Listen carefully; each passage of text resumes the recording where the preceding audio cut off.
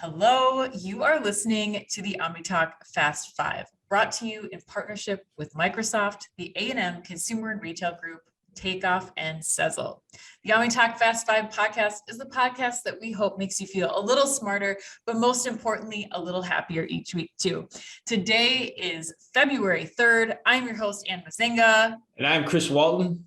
In his COVID quarantine, and we are here once again to discuss all the top headlines making waves in the world of omnichannel retailing this week. Chris, COVID can't keep us down. We're still going to bring people the retail news, but readers and listeners want to know, how are you doing? Yeah, I'm doing okay. Yeah, for those that were probably wondering last week why you were in Palm Springs and I was back, or you were still in Vegas and I left to come back to Minneapolis. Yeah, that was the reason. So my son caught it last week and came home to take care of him, and then unfortunately, I found out on Tuesday that I have it too. But soldiering on, Ann. Feeling okay so far. Boosted, vaxxed, the whole 9 yards. So feeling okay on that front, and fingers crossed. Stroke thing last summer is a little bit of a odd feeling from an anxiety perspective with it going on, but so far soldiering on and here to bring the OmniTalk fans what they love, and I think what you and I enjoy doing the most each and every week, which is this Fast Five podcast. So retail news is the cure that cures all, right? I mean, what could make you feel better than just talking about retail news for a couple of minutes, hours? 100%. Retail news is my life, Ann. 100%. All right, let's jam to it. Let's get to it. So in today's Fast Five, we've got news on Petco, Albertsons, instant delivery profit. But first, we are going to take off with Walmart capturing headlines number 1 and number 2 this week, Ann, which I think might be a first time ever. Yeah. So, why don't you take the honors? All right, you guys. So headline number 1, Walmart is mandating that all home goods suppliers tag their products with RFID tags by September of this year. So according to the RFID Journal, the mandate includes home goods products as well as some hard lines like hardware and automotive products and entertainment and toys. The move comes on the heels of work that they started back in 2020 when Walmart began using RFID to track apparel. Chris, big news here.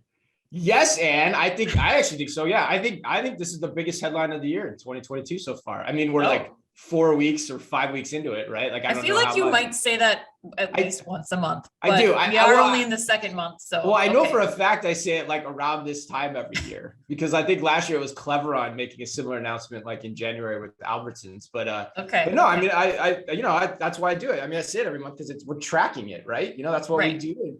I think this is huge.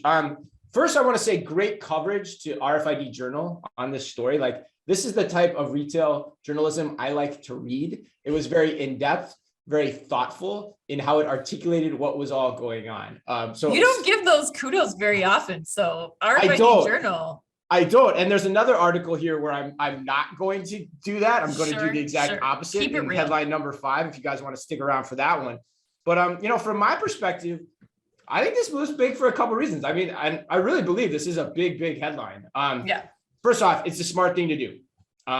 As Brendan Witcher of Forrester, who I just interviewed on a Manhattan, or got the chance to interview on a Manhattan podcast that's going to be released soon. RFID previously, the use case was hard to find. Like, it was all mostly about inventory accuracy, and it was hard to find. It was hard for that use case to land in the mind of retailers. But now it's tapping into multiple business use cases, like, in addition to inventory accuracy, the ability to ship from store better, the ability to do better curbside pickup, better inventory forecasting amid all the supply chain crises that are going on around us. So that makes sense. But then the second thing that's important about this story is it's Walmart. It's freaking Walmart, Ann. So the industry has to take notice of this. And the other point that I would add, if I was to put a subtle point 2B or even point 3 on this, is I think it begins to take some of the home furnishings business back from e-commerce. Who doesn't like this move, in my opinion, is Wayfair. Because now things like soft goods, like sheets, towels, things of that nature are now more accessible to the average consumer. Because think about it, if you need to replenish your towels, you need to buy like one-off towel, you're not going to pay shipping for that. Like a $10 towel, you're not going to pay shipping for that. So now Walmart can offer that via curbside pickup, ship from store in a much more economical way than it had in the past. So it's making the home furnishings industry more accessible by way of mass merchandising stores. I expect Target to follow suit. So yeah, net, given everything I just said, love it. But what do you think?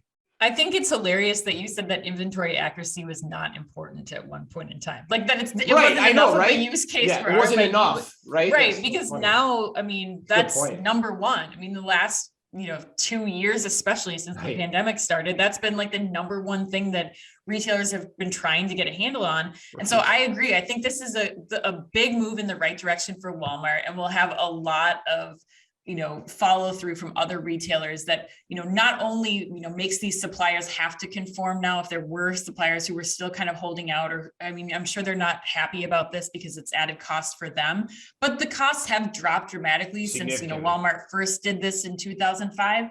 And I think, as it's required by more retailers, it just makes sense. But ultimately, this helps all of the operations for Walmart or any other retailers, and it results, better shopping experience for the millions of Walmart shoppers. So I'm all in on it.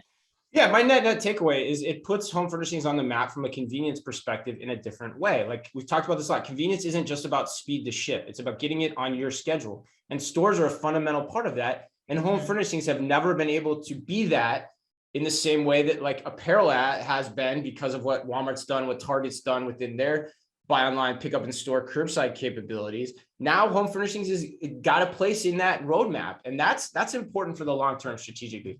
All right, headline number 2, Ann, we come back to Walmart on this one. Walmart has rolled out a new store format, Ann. Yes, I know you're excited to hear about this. Very excited. Very, right? Very. You're waiting with bated breath. According to Chain Store Age, Walmart this past week unveiled a new experience at what it's calling incubator store in Springdale, Arkansas. Do you think that the people at Springdale, Arkansas are like, oh yeah, now we're an incubator store? Oh, 100% they are. Oh yeah.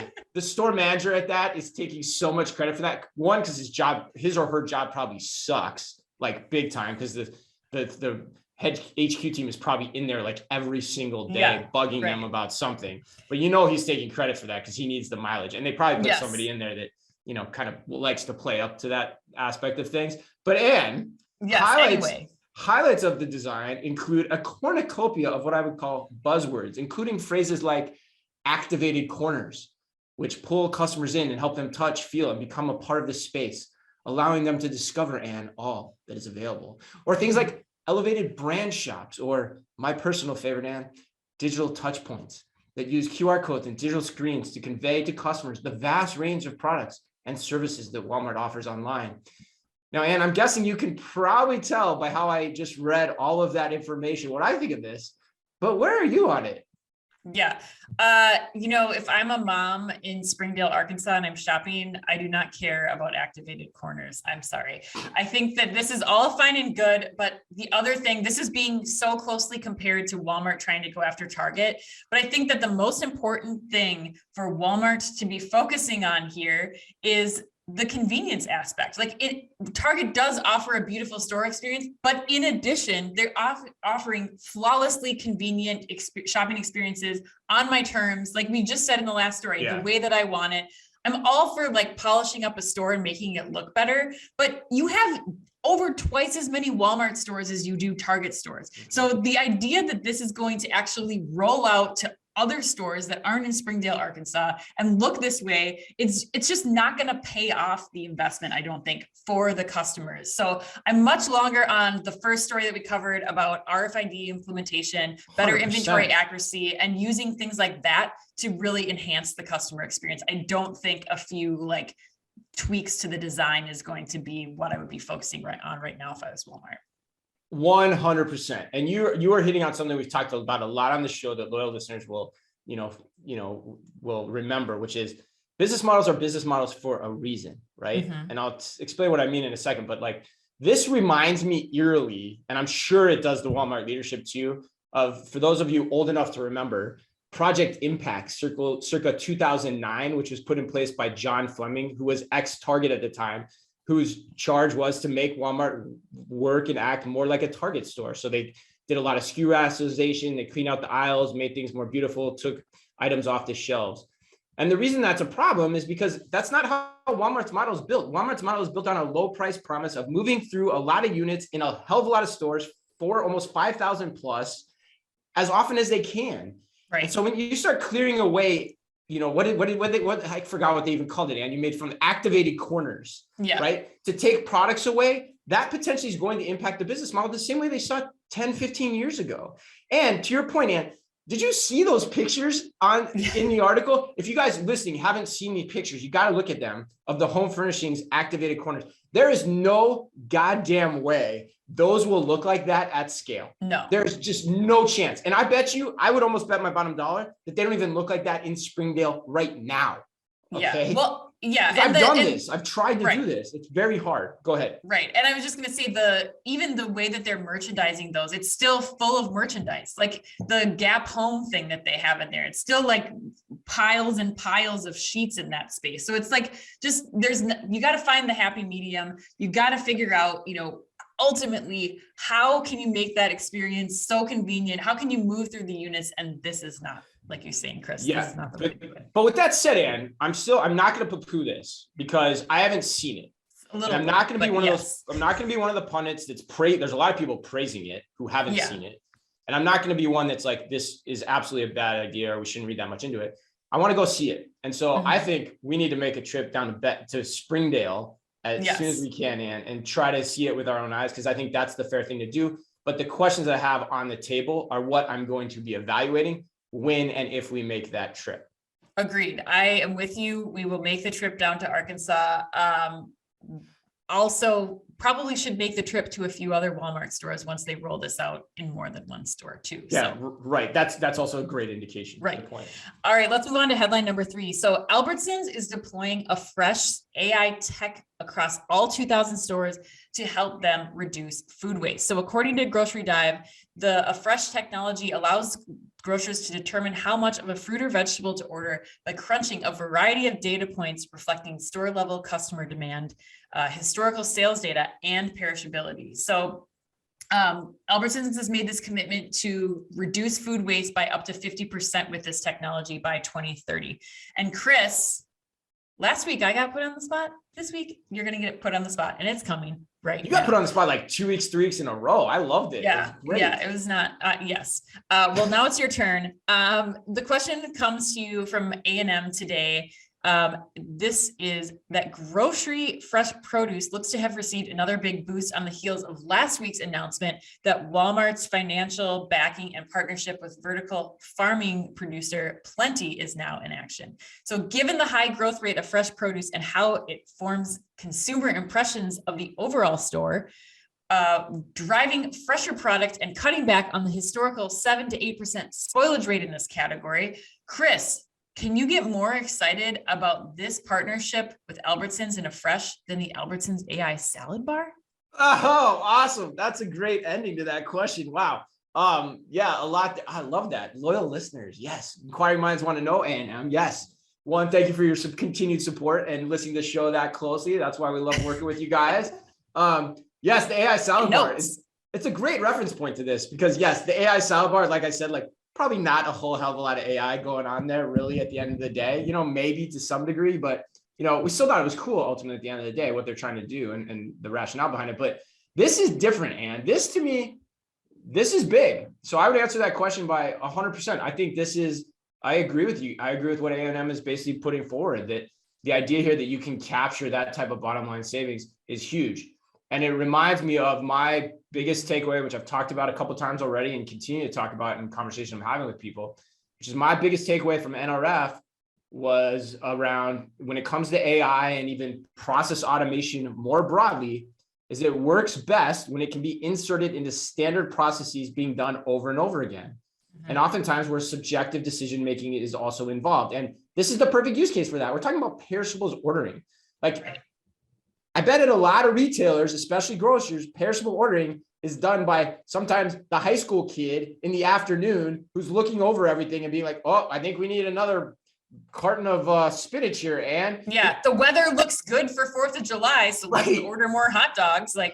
Right. Yeah. And how much more should I need? Well, let's get 25 cartons of them.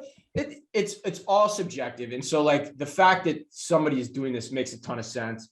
Explains why a little bit Chris Rupp, when she interviewed us, was a little coy on where she was going with AI next, because she had this waiting around the corner and didn't want to spill the beans on it, I'm guessing. But yeah, so net, think it's a great move. And I think you'll see, based on the track record that Afresh is having, another James McCann advised company, by the way, for those that follow our show pretty closely.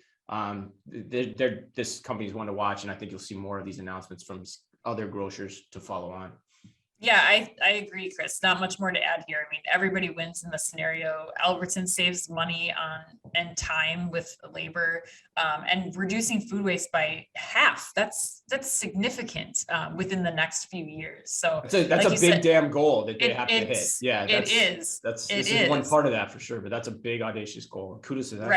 Right. And I think, we, like you said, we talked to Chris Rupp, they're using AI for everything from, substitutions for customers to salad bars, but this really seems to be one that they should be focusing on and highlighting as a top use case for AI. Yeah, any benefit flows to the bottom line, because it's all spoilage, at the end of the day, rot that you're just trying to limit, and it makes sense. All right, so headline number 4, continuing to roll on here. According to CNBC, Lowe's will soon test a new offering, and that offering is a Petco shop inside its stores where customers can buy dog food and cat litter and even visit with a vet, which I thought was really interesting, while shopping for paint and other supplies for home projects. The two retailers announced a deal this past Thursday to pilot the store-in-store locations. The first one will open near San Antonio in early February, so right around the corner. With 14 additional locations planned in Texas, North Carolina, and South Carolina by the end of March. That's pretty rapid deployment. Petco Chief Merchandising Officer Nick Conat, and by the way, a huge fan of OmniTalk, a former colleague of mine at Target, who I've known for now 15 plus years, said he expects the shops will especially resonate with DIY inclined millennials. During the pandemic, many of those 20 and 30 somethings led the way with what they quote unquote called nesting trends, as they bought homes or moved into bigger places, adopted cats or dogs, and in some cases saw pets, as I love this, as a trial run, in quotes, before having children. And are you cat licking this one off the stoop? Yes, I think trial runs for getting a pet before a child is probably a good idea. What happens to that pet, however, once the kids come, that's where the rubber really still meets takes the road. precedence. Ginsburg can attest to that she's the number one priority in the family. Yes. Okay. Well, here's the deal. This is not new. I mean, we've been seeing retailers like Menards and Fleet Farm and other farm and fleet stores that have been doing this for years. I mean, some of them, even in addition to pet and home supplies, home improvement supplies, they even have groceries, if we're talking Menards. So I have to say, too. Hey, wrapping paper, burnt peanuts, you get everything you want in that store. Christmas trees, but anyway, I do think though that this is a great experiment from two of the most predominant players in the space. It saves people the trip. But I have to say, I think merchandising is going to be really key here. We need Lowe's to figure out what assortment still saves the trip to the pet store. Obviously, pet food is a huge category there. But then how do you build a model with this shop and shop concept that can adapt and evolve quickly to the needs of individual stores? Like, it's essentially you're managing now 2 stores and 2 sets of inventory. So how do you kind of figure out what that right mix is and stay flexible there? So Chris, I don't know, you have a pet, so I think that I'm still trying to figure out what the hell burnt peanuts are, and what the hell. Oh my God, it's the best thing that reference to. The best thing you can buy at a Menards or Fleet Farm or Farm and Fleet store. They're like the candy coated peanuts. Oh, right. Okay, got it. I'm with you now. Oh yeah, those are tasty. Those are quite delicious. Actually. Those are wonderful. This is the type of insights you get on. Talk about a trip driver. That's a trip. Yeah, that would get my burnt nuts. Get me into whatever store I can think of. Absolutely. All right. So my take on this: when I first saw it, I loved it. I loved the rationale. I thought it was the perfect marriage here. Totally agree with the nesting comment of the younger generation and the pets as trial kids. I've been saying pets as trial kids for like 30 years. And it does make the whole weekend trip to Lowe's that much more convenient if you can do all that stuff. It gives the whole one-stop shop atmosphere to why you go to a physical store, and that's continuing to be a hook given the pandemic of where people want to go. But then I thought about it, Ann, and you kind of alluded to it with your Menards reference and your, Tractor Supply reference and all that. And again, I say this to Nick, who I've known 15 plus years and is probably going to listen to this comment. So take from it what you will, Nick, but I would tread really carefully here too. I would make sure you've got stipulations in the contract of what Lowe's is allowed to do in these categories going forward. Sure. Make sure that what you are doing in those stores, Lowe's can't eventually do themselves, which is like why I like the addition of the vet services, because I think that is hard for Lowe's to copy. But at the end of the day, you got to be watchful, because this could be set up for what I would call it could be made for essentially Lowe's learning and kicking you to the curb and copying very resolutely if you're not careful. So that's my watch out. But, I think Petco has shown they've got a really good head on their shoulders. And I imagine they're looking out for that stuff in the way they're structuring these relationships. Yeah, I mean, I think that's a good call out, Chris. The service element of this is really important. And Petco just announced this last week too, that they're rolling out other services, partnerships with Rover and other services. So, I mean, yes, keep that in mind. I think it's definitely good advice, but yeah, I think that there's more that Petco's building on too, that they could provide in that same Lowe's setting, giving them more locations, more footprints for consumers. Yeah. So it is a pretty rapid rollout though. So if it starts working, there's going to be a lot of people at Lowe's that are like, we can do this ourselves. I like this. This. Okay. So headline number 5, according to the Wall Street Journal, instant delivery providers are losing an average of $20 per order. The news comes as at least 6 startups, including Gorillas, GoPuff, Joker, Getir, and Bike, are vying to win the chance to ferry groceries to customers within 10 to 20 minutes of their order placement on an app. Now, some of the companies are averaging a loss of over $20 per order when factoring in costs like advertising, sources told the Wall Street Journal. Now, Fridge No More, another New York-based company that launched in 2020, as of September, its average order value was $33, according to a 2021 investor presentation viewed by the Wall Street Journal. And after paying for those products, for packing, for delivery, et cetera, it lost $3.30 on every order, which doesn't include the marketing costs. That very same investor presentation from Fridge No More said that they spent $70 on advertising per customer in the 10 months through September of that year. Chris, these are some startling statistics. Everybody's freaking out about this everywhere that you're reading, saying, what's going on with these instant delivery providers? They're never going to survive. What's your take on this? Yeah, so I teased it before, and I think and I say that because I've seen this referenced a couple of times in posts following that, or other commentary, or there are other articles even written about this subject since the Wall Street Journal debuted this article. I don't love the reporting on this. I think it's very biased. It's biased in even how the headline is written. It doesn't look at the other angles and aspects to the business models at play here. And specifically, I want to talk about the reference point to Cosmo.com that's at the end. But stepping back from all of that, here's what I would say. And it reminds me of something that a buddy of mine, Larry Wicken, told me yesterday, which is Sturgeon's Law, which he had heard Mark Andreessen reference recently. And for those that aren't familiar with it, because I wasn't, and I had to look it up. And I am not. It's kind of cool. Tell me what Sturgeon's Law is. It's basically that 90% of everything out there is crap. And I think that's what we're seeing here. And when you think about all the startups and everything, that's true. Probably more than that. 90% of them aren't going to work. Okay. So this headline in and of itself should not be a surprise. In fact, it should be exactly how things are playing out, that many people are struggling to find profitability because they're not yet at scale. But it also, therefore, is not a reason to poo-poo the whole concept, because there's VC money to sustain it. As you talked about last week and I've talked about before, it's a very addictive experience. So if you can get people into it, it's going to make a ton of sense. Now, to the point about Cosmo, there's a lot of the Cosmo, for those that remember, was the instant delivery service in New York in 2000. And the article is basically, that didn't work then. Why should this work now? Things are so much different now. Oh God, yeah. Like that's you have mobile applications, you have advertising networks that can come into play. You have differences in automation. You have the gig economy that come into play in this too. Like, let's not throw everything out now because of things that happened 20 years ago. That makes no goddamn sense to me. That was pre-iPhone. Like, that's insane. Right. You can't even that's just not even comparable. Right. But I mean, that's my take on this is like, yes, of course that's what's happening. Because it's got $15 billion of VC funding to help people get to the scale. What else do you expect to see?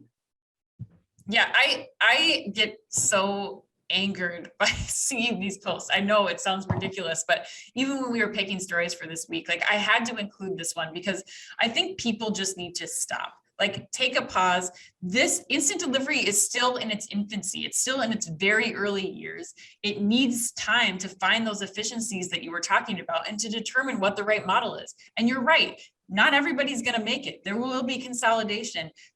Customer acquisition costs are high. That's goes without saying.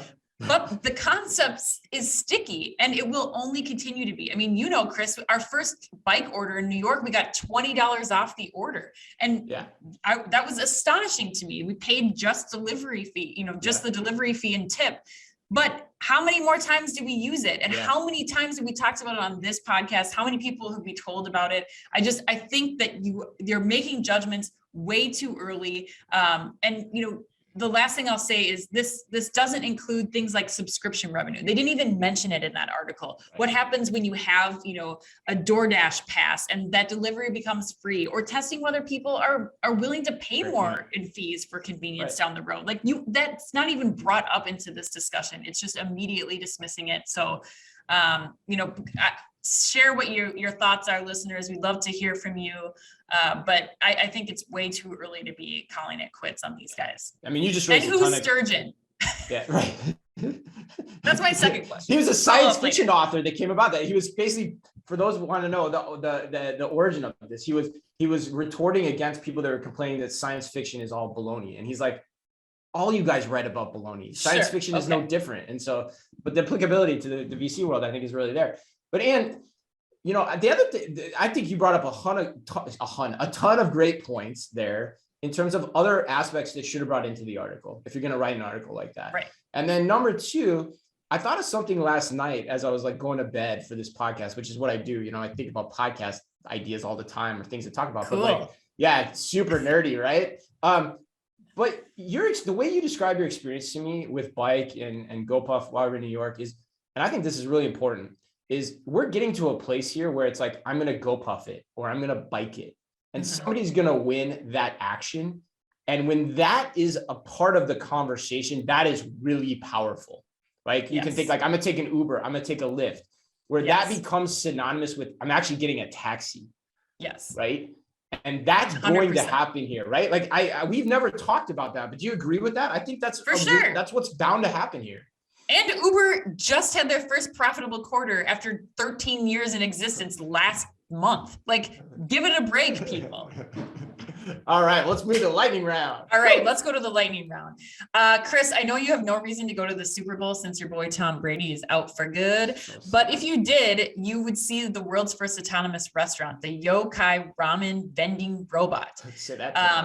Ignore all that could possibly go wrong with thousands of rowdy football fans and extremely hot liquids. But what do you think the over-under is for when autonomous restaurants become mainstream? Oh my God.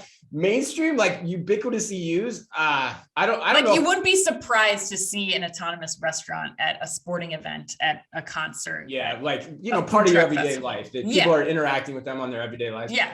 I think anything, you know, for me, my time horizon when I first started talking about innovations in retail and actually seeing them is like 10 to 15 years. So I think we're talking QSR. I think it'll happen in QSR space first, in the right product categories, but I think you're still talking 10 to 15 years out. And by fully autonomous, I still question that too. I think automation will just be a larger part of the experience. I don't know if you'll ever have fully autonomous, you know, over that time horizon either. But anyway, all right, Shipt replaced its CEO this week. And which was the better commercial? Kmart's "I shipped my pants" or Betty White's Snickers commercial? Shipped my pants 100%. 100, without question, right? That's such a classic. And Kmart did it. Oh, so I know. And shipped with a T had nothing to do with it, surprisingly, but just how we say it. All right, Chris, lightning round question number 3. David's Bridal launched the equivalent of the turkey hotline for weddings. The 24/7 hotline will provide styling and planning support for their customers. What emergency would you have called for help with on your wedding day, Chris? Oh my God, this one is so great. That one is easy, Ann. My father-in-law getting so plastered on our wedding night that he lost his shoes. Which actually happened. That is a true story. Yes, I think they found him eventually, for those that are curious. But yes, that was quite the trial and tribulation on the wedding night. Oh my God. All right, and let's close this up. Sam's Club, added inventory scanning to its floor scrubbing robot fleet this past week. Jesus, there's a lot of hard things to say. What is one thing in your house that could use a good scrubbing? Oh my God, the boys' bathtub.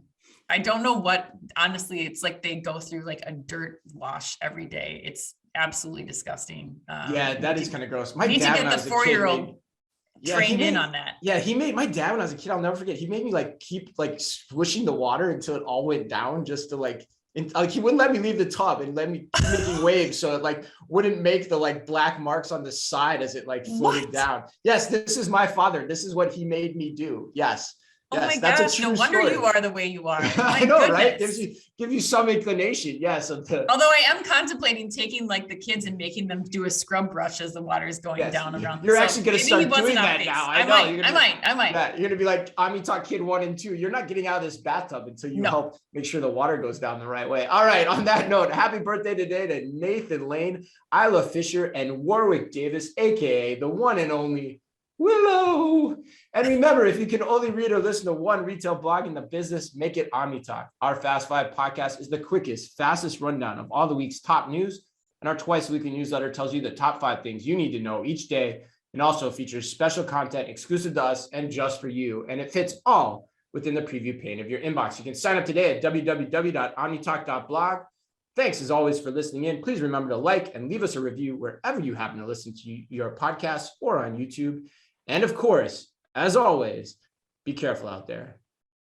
The OmniTalk Fast 5 is a Microsoft-sponsored podcast. Microsoft Cloud for Retail connects your customers, your people, and your data across the shopper journey, delivering personalized experiences and operational excellence. And is also brought to you in association with the A&M Consumer and Retail Group.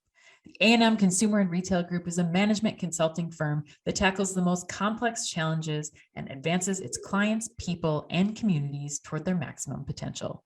CRG brings the experience, tools, and operator-like pragmatism to help retailers and consumer products companies be on the right side of disruption. And Takeoff.